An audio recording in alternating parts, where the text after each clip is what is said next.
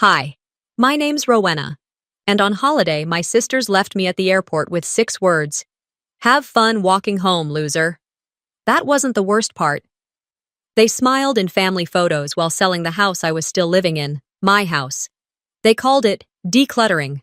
They used my face in charity posters, told strangers I was sick, recovering, dead. But I wasn't dead. I was watching. And when I came back, I wasn't their sister anymore. I was their landlord. What kind of family plans your erasure like a business meeting? Let me show you. The Denver sky stretched above me like a sheet of watered-down paint, pale and brittle, as if one strong gust of wind could tear it open. The air carried that thin, metallic bite that clings to early mornings in airports, the mingling of jet fuel and stale coffee. When the sliding glass doors hissed shut behind me, I felt the vibration through my palm gripping the duffel bag strap. I had been carrying that bag since dawn, but it wasn't the canvas weight that made my shoulder ache. It was the months behind me. Nights spent in a dim kitchen, refilling my father's pill organizer. Afternoons negotiating between siblings who wouldn't speak to each other unless I intervened. Mornings smoothing over crises before they reached a boil. This trip was supposed to be my reprieve, a thin slice of time carved out of chaos, mine alone. I stopped under the departure board, eyes darting between rows of letters clicking into new destinations. Rows of people flowed around me, business travelers with rolling briefcases, couples clasping hands, a family herding sleepy children toward security. I pulled my boarding pass from the outer pocket of the duffel and smoothed the crumpled edge with my thumb. The printed code stared back at me like a promise, one last thing to believe in. The check-in counter glowed under sterile lights. I approached with careful steps, rehearsing in my head how normal travelers must sound, polite, steady, maybe even excited. The woman behind the counter, her hair drawn into a crisp bun, a silver name tag pinned to her blazer, greeted me with a nod. I slid my passport and ticket across. "Morning," I said, voice smaller than I intended. Her eyes flickered to the screen, her fingers moving across keys. Then her expression shifted. Subtle, but enough for me to feel it before she spoke. "I'm sorry, Ms. Rowena," she said gently. "Your ticket was canceled an hour ago." For a heartbeat, her words didn't register. "That's impossible," I murmured, leaning in. She pressed a few keys, tilted the screen so I could see. "Refund issued." A number below it. A card ending in 9921. My sister Marwan's card. The world tilted. My mouth went dry. There must be a mistake," I managed. But she only offered a sympathetic look, the kind reserved for passengers stranded by storms or glitches. "You'll need to contact your booking agency," she said. Her voice faded under the rising roar in my head. My phone buzzed. The vibration felt like a nail driven into my palm. I fumbled it from my pocket. A message notification glowed bright. "Have fun walking home, loser." I stared until the words blurred. Did I blink or did the terminal shift sideways? Somewhere a child squealed with laughter. A rolling suitcase clattered against tile. The normal life of travelers pulsed on, oblivious. I stepped back from the counter and found a row of plastic seats near the window. Through the glass, the tarmac stretched gray and endless. A plane inched backward, engines whining. Near the boarding gate, a mother crouched to fix her toddler's shoe, brushing hair from the child's damp forehead. The child giggled, pure and unbroken. Something inside me cracked like thin ice. I pressed my thumb against the cruel text again, as if I could rub it away. My reflection in the dark screen looked foreign, eyes rimmed red, lips pressed tight. I was supposed to be on a flight by now, breathing recycled cabin air, turning pages of the paperback I'd been saving for months. Instead, I sat anchored to this chair, invisible among strangers. My legs moved on their own, carrying me to the nearest restroom. Inside, the hum of fluorescent lights echoed off the tiles. I ducked into a narrow stall, latched the door, and slid down the wall until I hit the floor. The scent of disinfectant stung my nose. I pressed my palms flat against the cold tile to ground myself. Tears came slowly, as if my body needed permission. They weren't for the ruined trip, they were for every time I'd been an afterthought, the leftover sibling who patched holes no one else wanted to touch. How did I become disposable? I whispered it to the dim space, but no answer came. The question hung heavier than my bag. When I finally lifted my head, my phone screen glowed again. A muted group chat. Fam first? I tapped it. Messages scrolled up. Recent, casual, venom dressed as humor.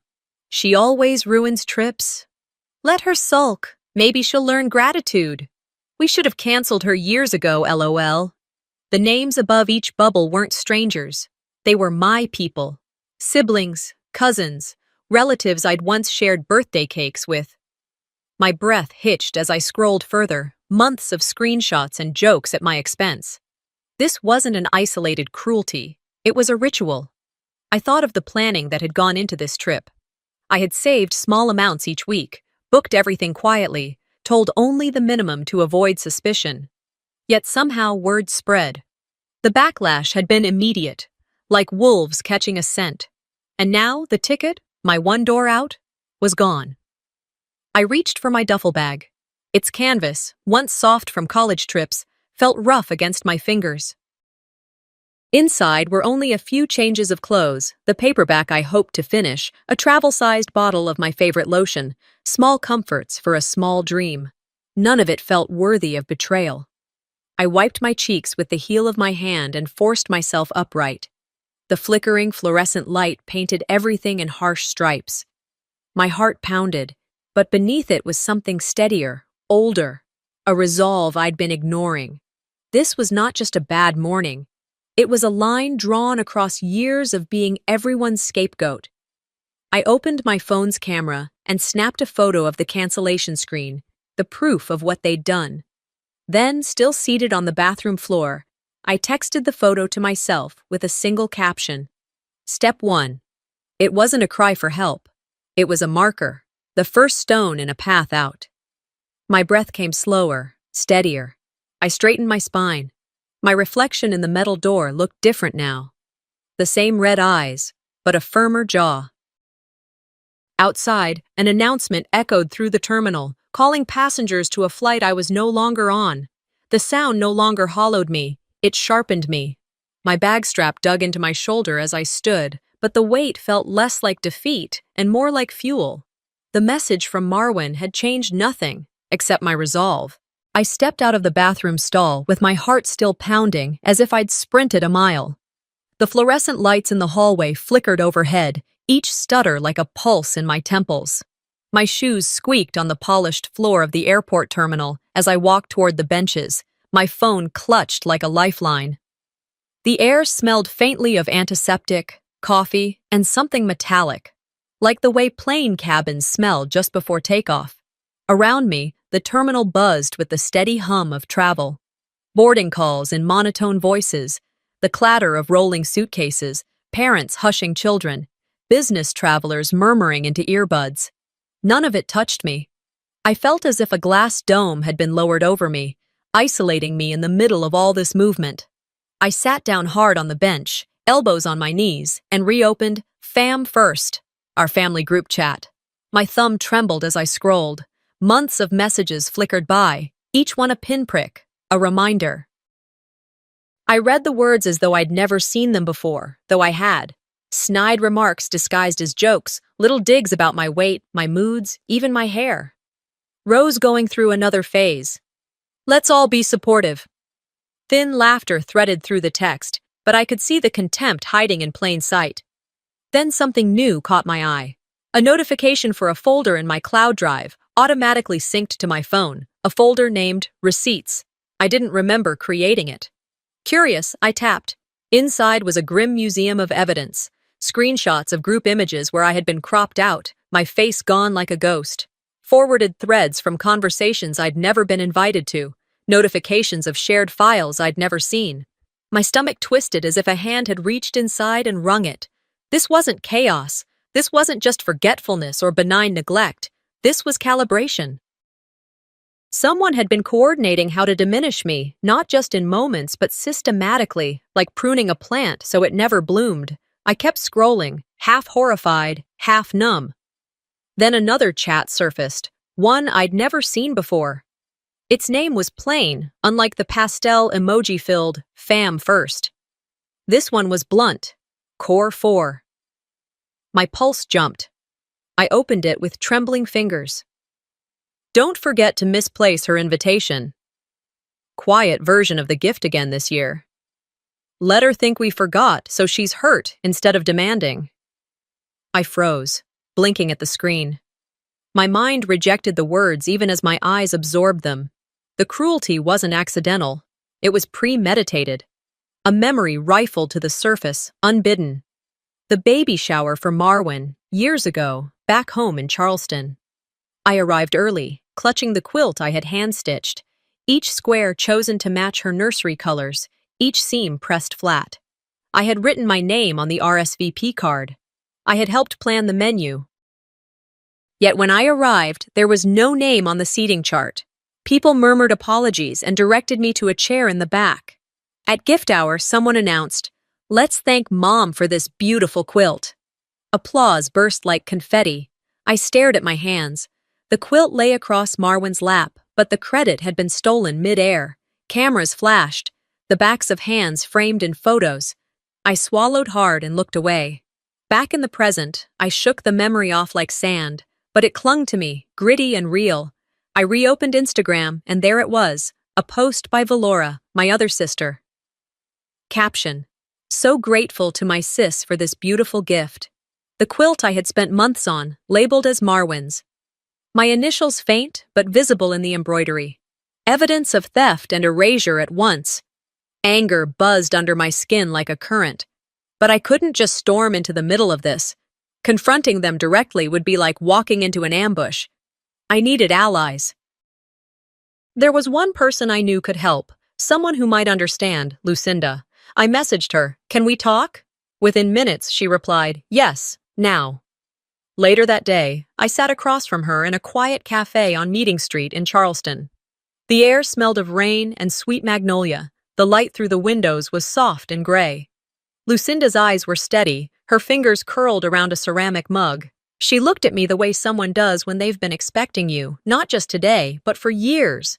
She said softly, "Marwin said once, Rowena makes people uncomfortable when she's too emotional." The words hit me like a blade sliding between ribs. My breath caught. I closed my eyes, fists curling tight in my lap, nails pressing half-moons into my palms. That night, back in my rented room, I opened my journal. The pages smelled faintly of ink and dust. I wrote slowly, the pen scratching across paper. I am not invited. I am erased. The words came hollow, deliberate, like stepping stones across a river.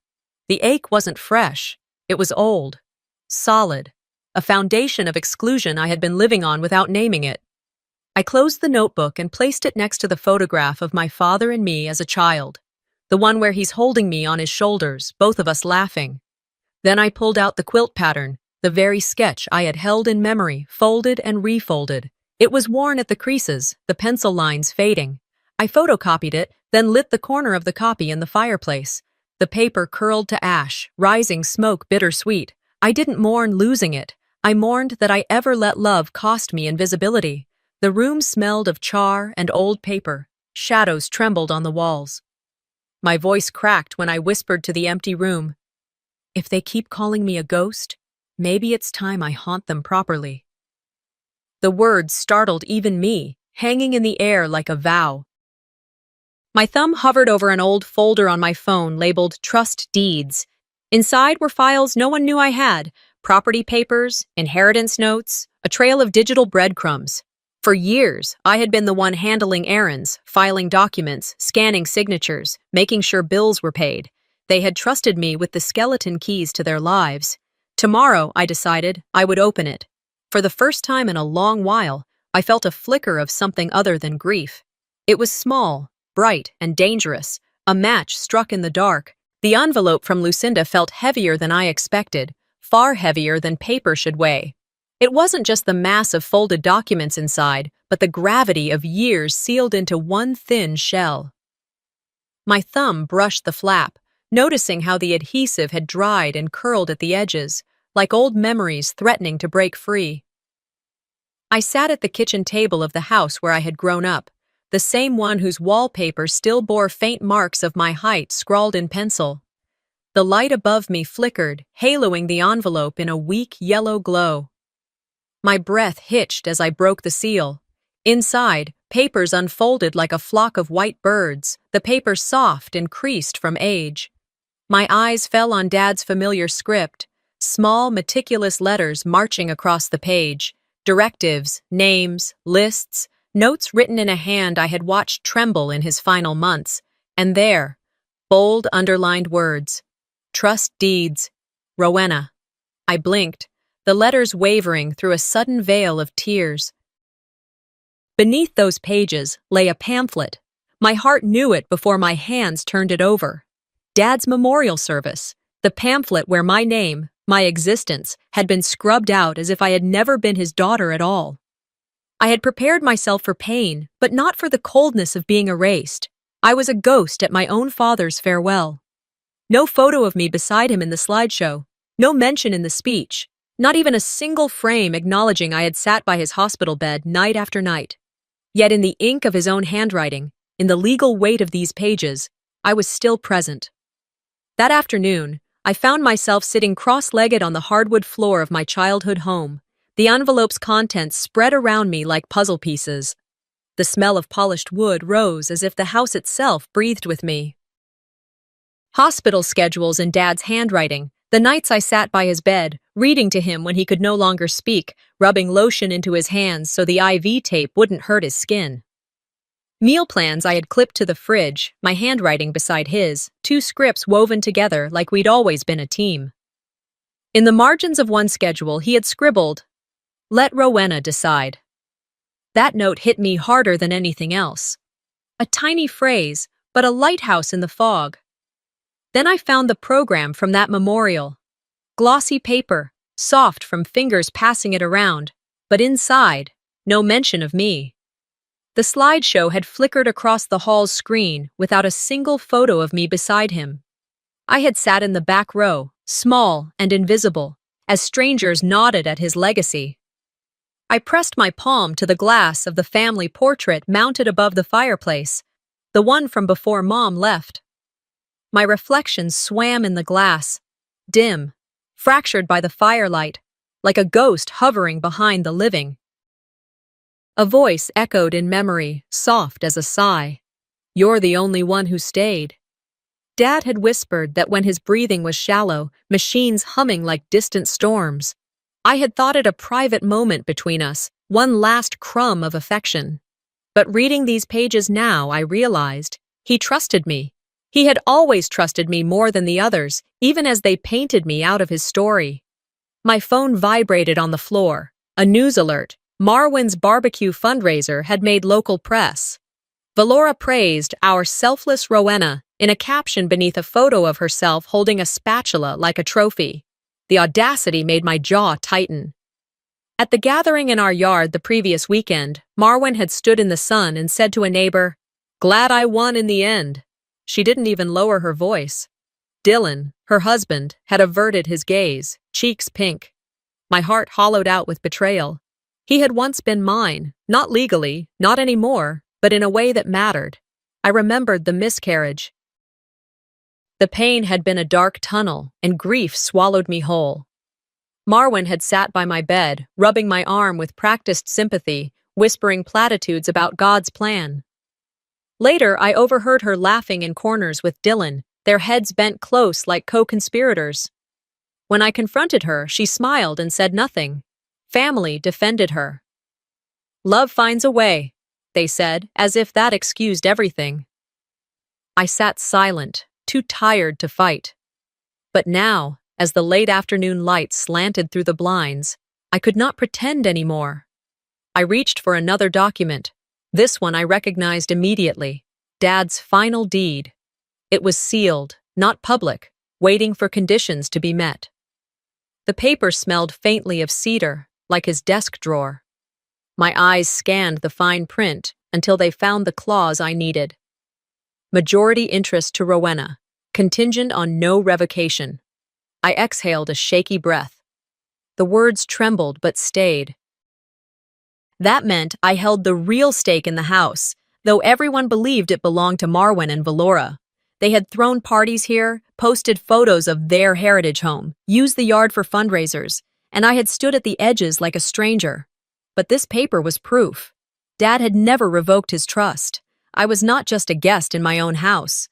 I folded the eviction notices I had prepared earlier, quiet, deliberate, my handwriting steady, and set them beside the deed, side by side. It felt like laying down chess pieces before the final move. A quiet promise formed in my chest.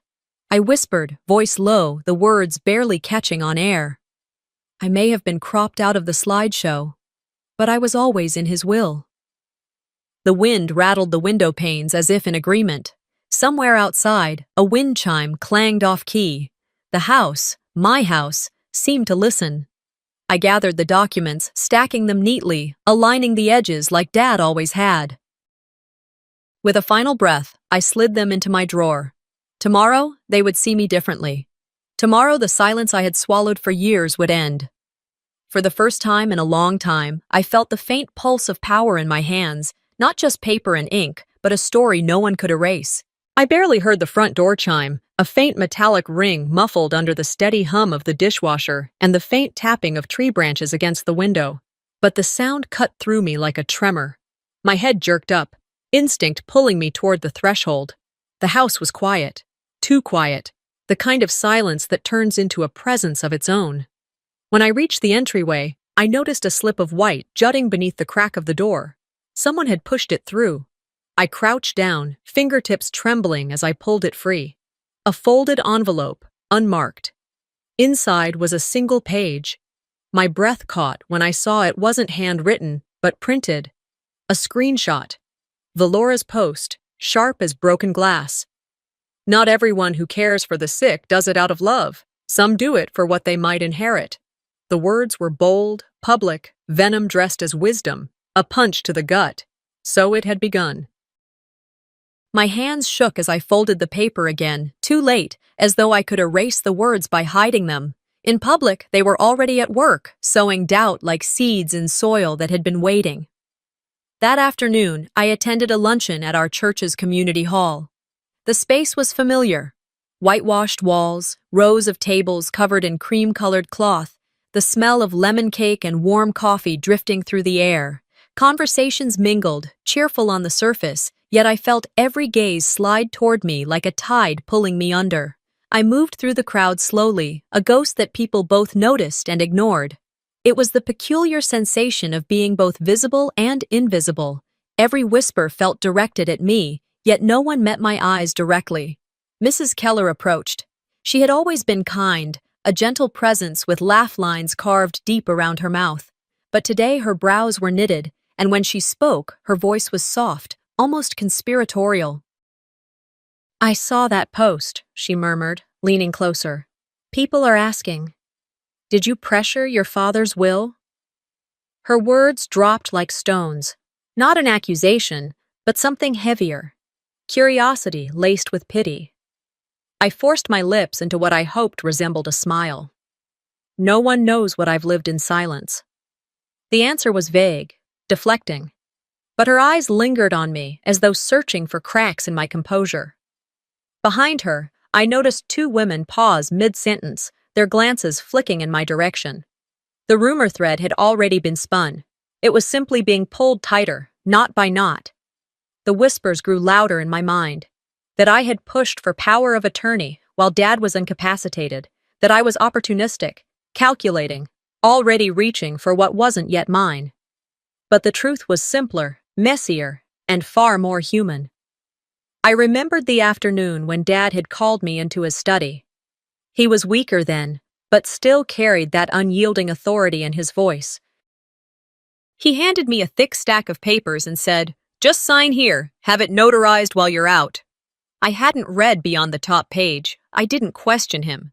He was my father, and trust had been the only language between us. But now, standing in that crowded hall, that trust felt like an open wound. They were painting me with suspicion, and the brushstrokes were sharper than betrayal. That evening, anger gnawed at me until I couldn't stay still. I went to Marwan's living room. She was stretched across the sofa, lazily flipping through a glossy magazine, her legs crossed at the ankle. The room smelled faintly of her perfume. Sweet, cloying, invasive. I stood in the doorway, pulse racing, then stepped in. My voice came out firmer than I expected. "You know that post isn't harmless banter." Marwan glanced up, eyes cool and amused. Then she gave a careless shrug, lips curling. "You're being dramatic." "Why are you always the victim?"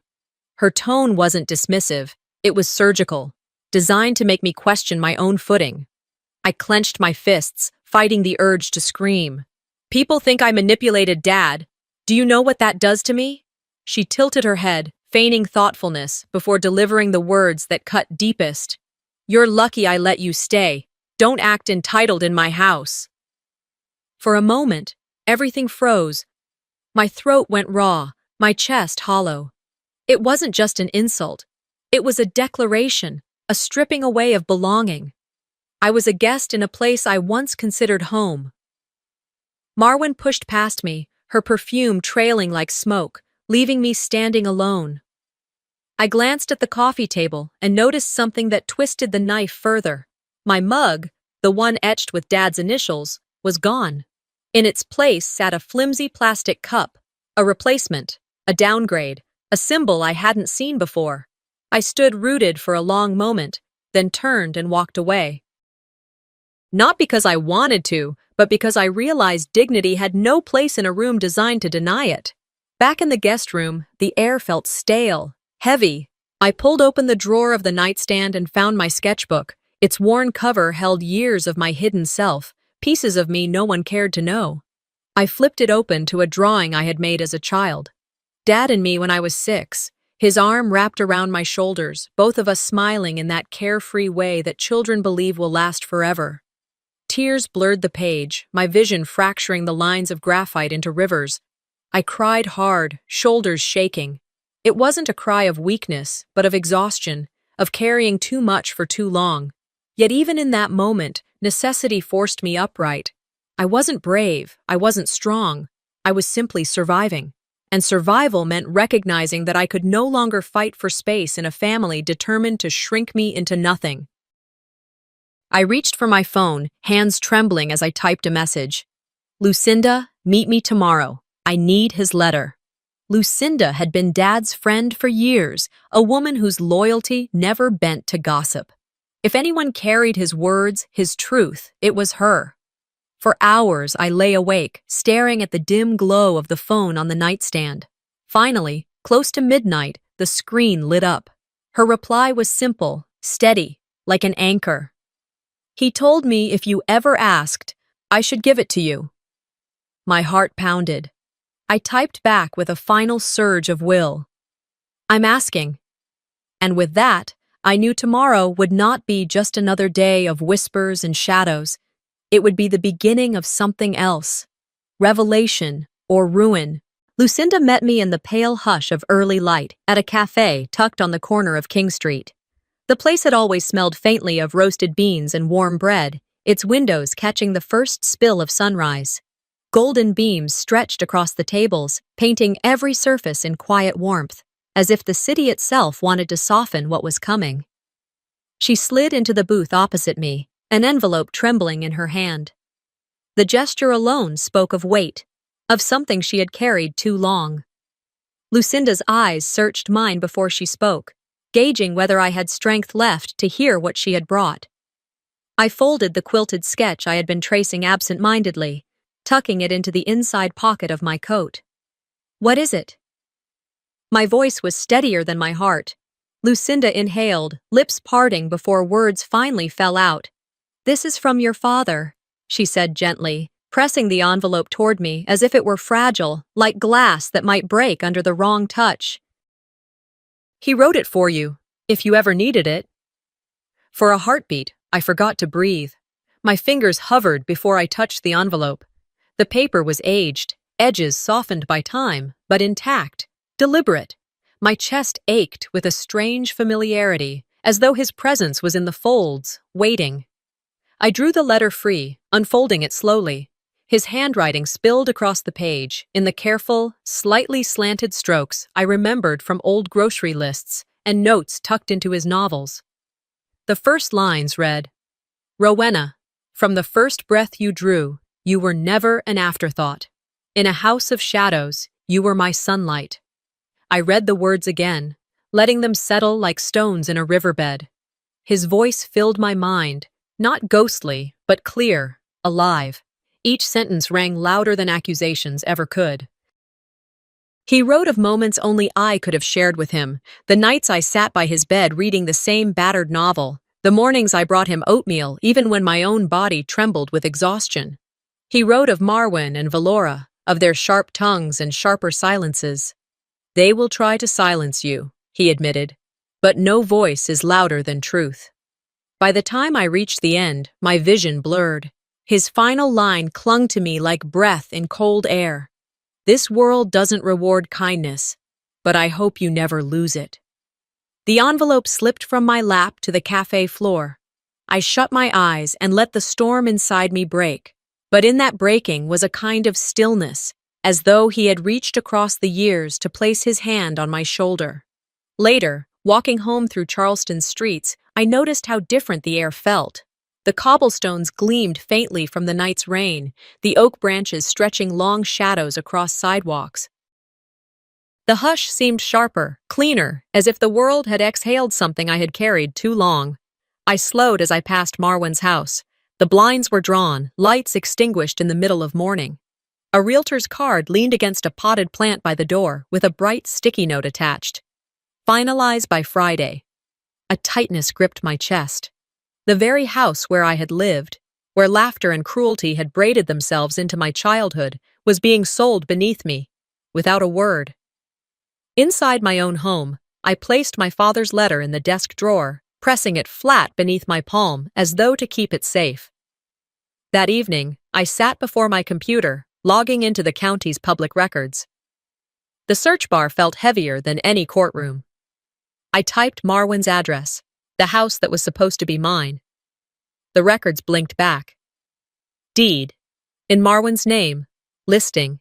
Active. Pending. My breath hitched. The house that had watched my father's final breaths, the house where I had hidden as a girl from voices raised and fists clenched, was already halfway stolen, slipping beyond reach now that I dared to reclaim it. In my mind, I walked through the empty hallways, peeling wallpaper, the staircase that creaked on the third step, the attic where dust and silence wrapped around old trunks. Every corner hummed with memories, but as I replayed them, I realized something I had never admitted to myself. I had never felt safe there. Even when my father was alive, his presence had been a shield against storms that gathered from Marwyn and Valora, and when he was gone, I was left exposed in a battlefield I had called home. That night, I confronted Valora over dinner. The table was laid with china plates, silver polished to reflect the candlelight, but there was no warmth in it. The silence between us carried more weight than words. I set my fork down, my voice even. "Is it true?" "About the house?" Valora's gaze lifted from her plate, her eyes cool and distant. "You weren't supposed to find out like this," she murmured. The quiet admission cut deeper than shouting ever could. It was resignation, not guilt. I pushed the half-full plate away. My appetite dissolved with every word she did not say. Upstairs, searching for a measure of calm, I found another wound. My sketchbook. The one where I had poured years of small salvations, drawings of things that made sense when the world didn't, was missing. I searched the hall, the bedrooms. Finally, in the garage, I found it. Pages scattered across the floor, edges curling in dust, trampled by careless hands. Broken boxes leaned against them. My chest hollowed as though struck. Those sketches were not masterpieces, but they were mine. Each line a confession, each page a proof that I had endured. Valora's voice came from the doorway, dry and unbothered. "We were decluttering," she said. "Don't take it personally." Her words hung in the cold air. I stared at the ruins of paper and pencil, my life reduced to refuse under her care. For long moments I said nothing, I simply gathered the pieces in silence, each fragment heavier than the last. That night, I sat on the back porch, my father's letter in hand. The moon hung low, silver spilling across the grass. The world was quiet enough that I could hear the night insects, the soft hum of the earth itself. I reread his words, letting sorrow and strength intertwine until they became indistinguishable. My tears fell silently, not from despair, but from recognition. I wasn't mistaken. I wasn't unwanted. I was always his. When I rose and walked back inside, my steps no longer trembled. On my desk lay 3 eviction notices, lined like threats waiting their turn. I placed them carefully beside the deed I had pulled from the envelope, tracing my father's signature, steady and certain. A decision formed in me then, quiet but unyielding. The weight had shifted, and I would no longer carry it alone. Even as dusk fell over Charleston, I carried that unfamiliar weight in my chest like an anchor that both grounded and steadied me.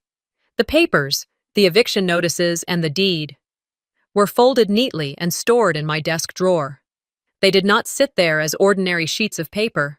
They felt like sleeping promises, waiting to be awakened at the right moment. For years, I had moved through life in hesitation, flinching at their words, shrinking at their judgment, always questioning my own place in the family. But not tonight. The air inside me had shifted. I wasn't holding on to regret anymore. I wasn't rehearsing apologies that no one would hear. I moved with intention. The phone buzzed. A message from an old friend appeared on the screen. "Friend, you've got to see this. Just prepare yourself." Attached was a digital flyer. The moment my eyes landed on it, the room seemed to tilt. A pale image of my own face stared back at me. Cropped, softened, but unmistakably me. My features were framed by florals as though memorialized. Above my head, in looping script, the title read, "Honoring Our Hearts, a Family Fundraiser." Beneath it, a tagline, "The heart of this family. Help us honor her spirit." I froze. I wasn't dead. I wasn't sick. I hadn't given anyone permission to use my image or my name. Yet here I was, transformed into some tragic figure for them to parade in front of strangers. The air in the room turned sharp, cold. I reread the text at the bottom, in smaller font, where the organizers' names were printed. Valora and Marwen. Of course. They had taken my pain, my struggles, and dressed them up as charity. They were weaponizing my existence, selling a narrative I never agreed to. They painted me as a brave little sister, a heroine of some pity script they had authored. I felt the violation in every pixel of that banner. My hand trembled, but my mind sharpened. Without even realizing it, I was already grabbing my keys. The church hall glowed with warm lights when I arrived, the same place where my father's memorial had once been held. The familiarity of it made my stomach clench. I parked across the street and walked in quietly. The hum of polite chatter filled the room, laughter layered over the clink of glasses. People milled about near tables draped in linen, tossing cash into donation jars and bidding on items in a silent auction. And then I saw it. My face again. Enlarged, printed across a banner that hung from the stage. A lump formed in my throat, but it wasn't grief this time. It was fury, clean and steady. As I stepped farther into the hall, I felt the shift ripple through the crowd. Heads turned. Whispers rose. "Isn't that her? Wait, isn't she supposed to be? Why would they?" Phones appeared, subtle but obvious, angled toward me, toward my expression. I kept walking. My pulse thundered, but my steps were sure. I reached the stage. The microphone sat there, waiting. Without hesitation, I flicked it on. The screech of feedback silenced the room. I leaned forward. "I didn't approve this," I said, my voice carrying through the speakers. "None of this is real." Gasps rippled across the hall. Somewhere near the side of the stage, Marwen surged forward, her heels clicking against the floor. Her face was pinched with forced calm, but her eyes burned. "This was for a good cause," she hissed, low enough that only I could hear. I turned, meeting her gaze directly. My voice didn't waver. "No, this wasn't about charity. This was about control, about using me as a story you could sell." For the first time, I saw uncertainty flicker across her expression. The event organizers, standing nearby, shifted uncomfortably, their smiles wilting. The silence in the hall grew heavier. Someone coughed. A chair squeaked. I let the microphone drop back into its stand with a soft thud. Without another word, I walked off stage, past the gaping mouths, past the banner with my stolen image, past Valora's stiffened figure at the back. Later that night, at my kitchen table, I sat with a notary public and a blank sheet of paper. The steady scratch of the pen across the page became a rhythm of reclamation. I drafted the formal eviction notices, precise and professional. Every line cited the property records, the deed, my legal standing. There was no emotion scrawled between the margins, no bursts of rage, no desperate tears, just clarity. I printed 3 copies, one for Valora, one for Marwyn, one for the house itself, the home that had swallowed my childhood, for better and worse. I slid each notice into a crisp folder, smoothing the edges as though sealing something sacred. I rehearsed the words I would speak when I handed them over. "I'm giving you fair notice. Your time in control ends tomorrow." When the notary left, the house grew quiet again. I walked to the front window and stood there, watching as darkness pooled across Charleston. The street lamps flickered to life, casting long shadows across the pavement. Behind me, the house hummed with its usual sounds, the groan of old wood, the hum of the refrigerator. Yet tonight it felt different, like the walls themselves were listening, waiting.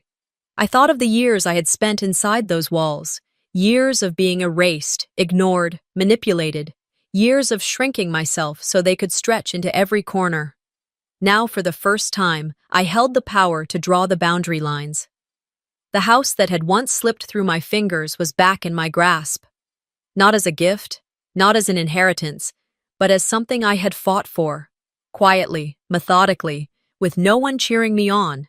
I pressed the envelopes against my chest, feeling their weight. For so long, I had begged for their validation, believing it would give me a sense of belonging. But I no longer needed their approval. I no longer needed their stage or their pity script. What I needed was closure. I exhaled slowly. Outside, the last threads of daylight surrendered to the dark. But in that darkness, I felt the quiet promise of dawn. I wasn't a victim of their narrative anymore. I was the author of my own. And tomorrow, they would finally learn that the envelopes felt heavier in my hand than they had just minutes ago. Paper should not have weight like this, yet these did. They pressed into my palm as though ink and parchment carried every slight, every humiliation, every stolen breath of dignity I had endured beneath this roof. Outside, the night pressed close against the windows.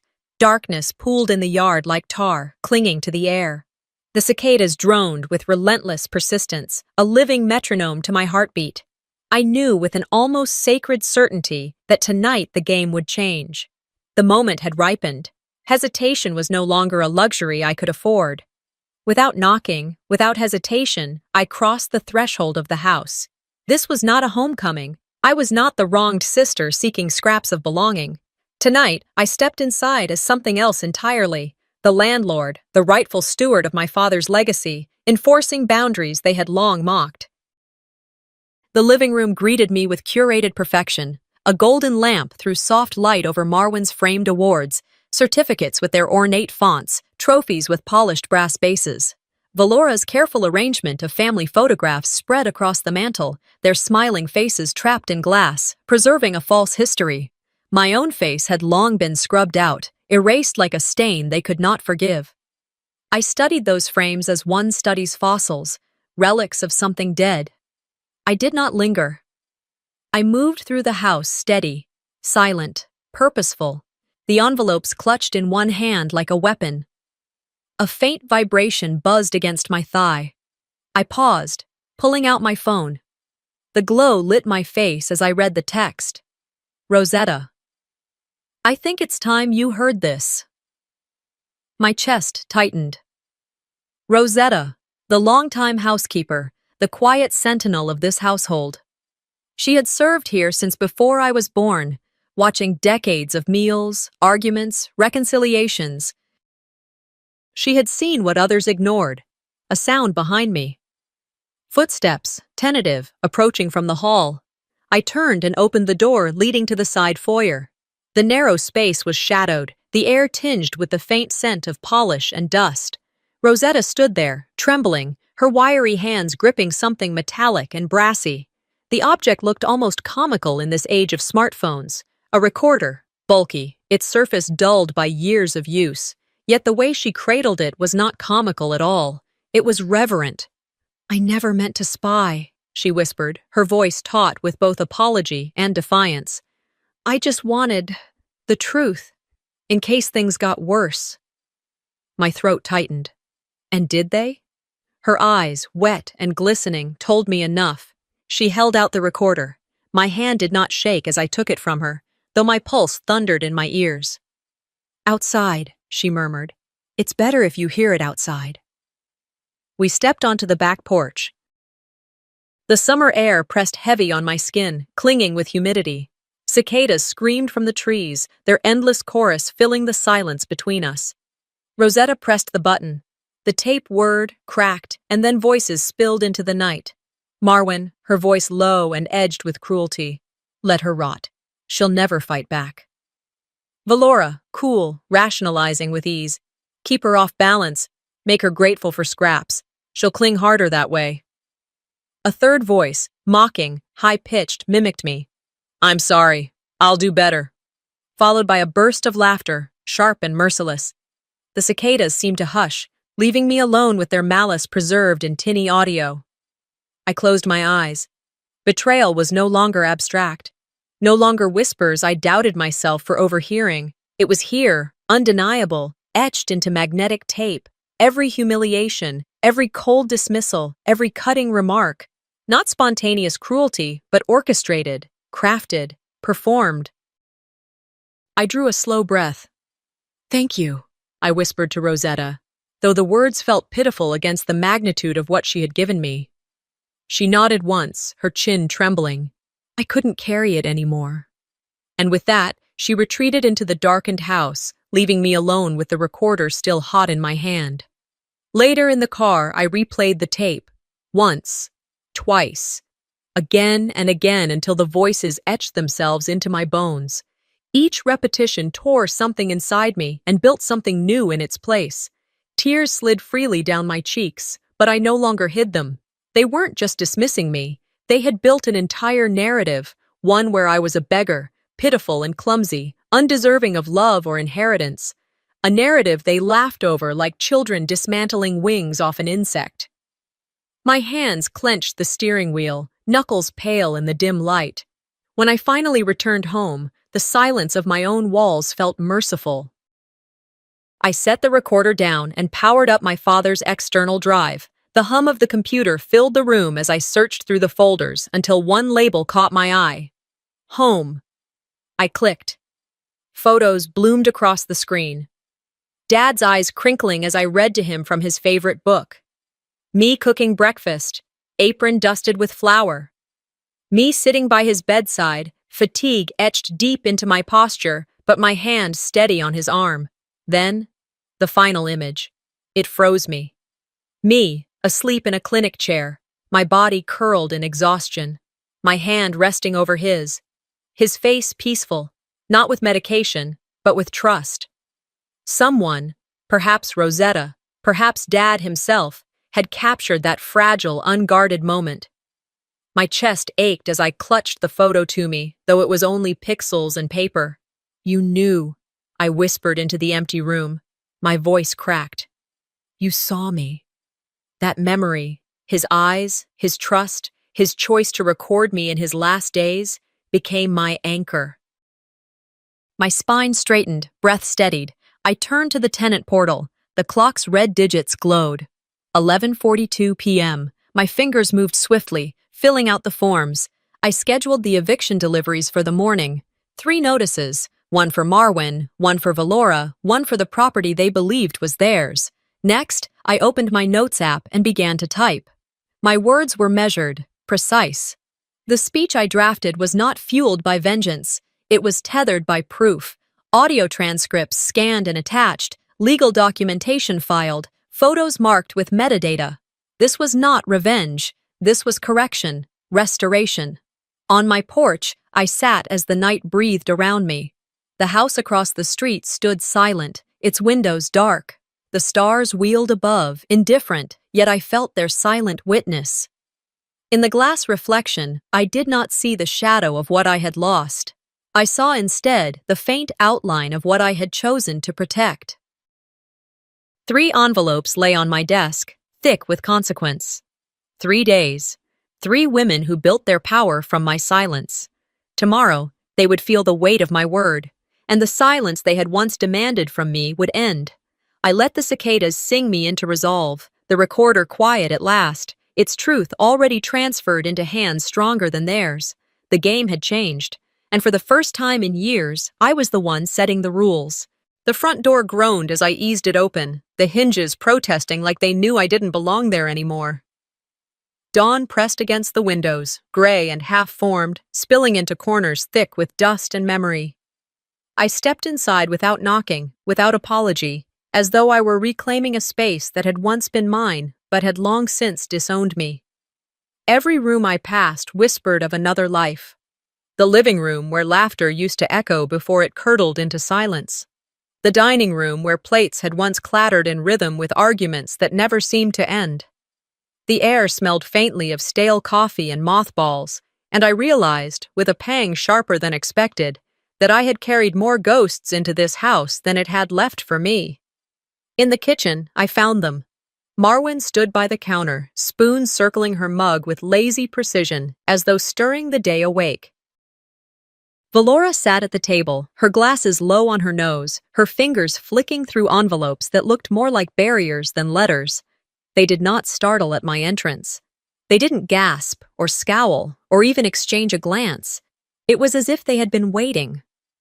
Marwyn smirked, tilting her head slightly. What now, Rowena? Run out of excuses? Or is this about a loan again? The weight of her mockery slid over me, old and practiced. But this time, I had come prepared. I laid the 3 folders on the counter, neatly aligned, their paper edges stiff with authority. Red stamps glared from the covers. Final notice. Eviction approved. It's time I reclaim what's mine, I said. My voice was softer than I expected, but steady. Valora froze with a letter half open, then lowered it onto the table. Her gaze sharpened, scanning me as though she were trying to map the stranger I had become. You should know, she said, voice brittle. Your father's been gone 3 weeks now. The words struck harder than I wanted them to. My chest tightened. For a moment, the world blurred. The cabinets, the pale light, the smell of scorched toast lingering in the air. 3 weeks. Dead. And they hadn't told me. You didn't tell me? I asked, barely holding my voice together. You'd have made it about you, Valora shot back, venom laced with certainty. I steadied my breath, forcing down the spiral that threatened to consume me. Anger swelled, but I would not give it voice. Instead, I opened my laptop on the counter. The speakers crackled, and then the kitchen filled with familiar voices. Not mine, but theirs. Marwyn, sharp with glee, planning my humiliation at the airport. Valora, low and cold, scheming ways to shut me out. Their words, once hidden, now replayed in their own tones, undeniable. The transcripts glowed on the screen. Alongside them, the deed to the house, the signed notices, the eviction orders. I slid a folder toward Valora, another to Marwyn. The third remained with me, a shield and a weapon. Marwyn's smirk faltered. Her hand trembled just enough to spill coffee across the counter. You can't do this, she barked, but her voice cracked. I already did, I said. This is no longer your kingdom. Her fury came fast. She lunged for the folder, but I pulled it back. The mug slipped from her grasp, shattering against the floor, coffee splattering in wild spider webs across tile. The sharp scent of bitterness rose between us. I inhaled deeply, forcing calm into my words. You have 3 days to vacate. After that, the law will do the rest. The silence that followed was thick, almost alive. Valora's face twisted through emotions she rarely revealed: anger, confusion, something rawer that might have been fear. I crossed to the mantel in the living room, the only place in that house where memory still had weight. A faded photograph leaned there. Dad with his arm around me, both of us smiling as if the world had not yet hardened. My throat tightened, but I didn't put it back. Instead, I reached behind the frame, retrieving the envelope I had hidden years ago, waiting for this day. I placed the photograph and the sealed envelope side by side on the mantel. The envelope contained a check, enough to help them move, though not enough to soothe their pride. On its front, I had written a single line: "This is mercy. Don't mistake it for love." I tapped it once, letting the words settle in the air. For a long moment, nobody spoke. The house, once filled with noise, seemed to hold its breath. "Some wounds don't heal," I said, my voice quiet, almost a whisper. "But they scar. And scars make us stronger." Their eyes followed me as I walked toward the door. Marwan with fire, Valora with cold bewilderment. Yet neither moved to stop me. I paused, hand on the knob, and looked back one last time. "This house was never a home," I said. "Not for me. But I will not let it bury me any longer." And then I stepped outside. The air beyond the threshold felt sharper, cleaner, like a blade cutting me free. The sun was higher now, warm against my face, and for the first time in years, I felt the weight lifting from my shoulders. I had walked in with ghosts at my side, and left with only myself. I did not look back again. They were gone by sunrise. The rumble of the moving truck had been the final punctuation to a sentence I never thought I would write. One by one, the movers carried out the remnants of a life that had once paraded itself as perfect: furniture chosen to impress, portraits staged to project warmth, lamps that cast curated glows across rehearsed gatherings. Now those items were reduced to the anonymity of taped boxes. I stood in the entryway, arms folded, and listened as the door slammed shut behind the last man. Silence followed. Not the heavy silence of grief, nor the sharp silence of rage, but something steadier, like the pause after a storm when even the birds refuse to sing. The house, stripped bare, felt both cavernous and intimate. The walls echoed with fragments of memory: Valora's rehearsed laughter at dinner, Marwan's voice explaining a deal too loudly on the phone, my own restrained breath at family meetings where my presence was tolerated but never welcomed.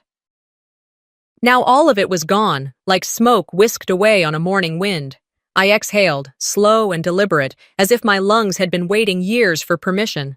Then came the buzz of my phone. News notifications cascaded across the screen like falling dominoes. The eviction papers, the confrontation, the signatures that sealed my independence, every detail had gone viral. "The sister who fought for her identity," one headline read. Another: "Community's perfect family crumbles under scandal." Gossip sites churned out speculation. Neighbors whispered across fences. Marwan's PR firm, once polished to a gleam, hemorrhaged clients. His image had been built on trust, loyalty, and polish, but clients no longer wanted their names near betrayal. Valora's fall was quieter, more surgical. She lost her seat on the community board without announcement. Her speaking invitations evaporated, her curated aura slipping pixel by pixel from the glossy images she had projected. The collapse wasn't loud, it was precise, like a carefully stacked tower finally tipping after one stone had been removed. Then Lucinda's message arrived. "Meet me at the old cafe." I walked there slowly, each step weighed with history. That cafe had been Dad's place. He used to take me there on Sundays after church when I was little, sliding a slice of pecan pie across the table with a wink that said, "This one's just for us." I hadn't stepped inside in years, maybe because it belonged to a memory I'd long believed I had no right to keep. Lucinda sat in the corner booth. Her expression was softer than I remembered, lined not with superiority, but with something resembling regret. She slid a small velvet pouch across the table. No words, just a gesture. Inside lay Dad's wristwatch, gold-plated, edges scuffed with time. On the back, an engraving I had never seen. You mattered most. My throat tightened until it burned. I slipped the watch onto my wrist. The cold metal kissed my skin, grounding me in a truth I had doubted for decades. He had seen me. He had known the weight I carried. My eyes stung, and a single tear slid free. Not grief, not bitterness, recognition. That afternoon, I drove to the lake near my condo. Oaks leaned protectively overhead, their leaves whispering like confidants. I sat at the water's edge, watching the ripples shift beneath the autumn sun. The world had gone quiet, no messages demanding loyalty, no voices trying to rewrite my story. I planted a small pot of lavender beside my walking path, pressing the soil down gently with my palms. Its scent rose, sharp yet soothing. I told myself that every time I passed this spot, I would breathe and remember. This life was mine now and mine alone. A neighbor waved as she walked her dog. We had only ever exchanged polite nods, no names, no questions. For once, that was enough. My world no longer needed to be filled with obligation. I would choose who entered, and I would choose when. Weeks passed. One morning, I found myself at a women's shelter, sleeves rolled up, sitting in a circle of folding chairs. The women spoke of betrayal, of silenced voices, of the razor-thin edge between staying and leaving. I listened, really listened. And then, in a lull, one woman looked directly at me. "Your video," she whispered. It changed my decision. I left. The words hit harder than any headline. Something inside me, long coiled tight, loosened. For the first time, my scars felt less like reminders of survival and more like lanterns for someone else's path. That evening, I stopped at Dad's favorite diner. The booths were nearly empty, just a handful of regulars nursing lukewarm coffee. I ordered nothing. Instead, I lit a small candle at the window. On a napkin, I wrote, "He wasn't perfect, neither am I, but we both tried. Goodbye." I left the napkin beneath the flickering flame and walked out into the night. And street lamps bathed the sidewalk in amber. My steps felt lighter, my chest unburdened. I was no longer tethered to a family fractured by ambition and secrets. I wasn't walking away anymore. I was walking toward friendships not yet formed, toward peace not yet claimed, toward a future I would write for myself. Some families break us, some losses build us. But freedom? That one, I realized as the watch pressed steady against my wrist, is never gifted. Freedom is earned. Sometimes, family doesn't break you all at once. It erodes you, slowly, with silence and half-truths. But survival isn't about avoiding betrayal. It's about what you do after. This story wasn't just about eviction or a holiday gone wrong. It was about reclaiming worth, finding peace, and knowing when to stop asking for a seat at someone else's table. Have you ever felt erased by the people meant to love you? Share your story below. Your voice might be the light someone else needs.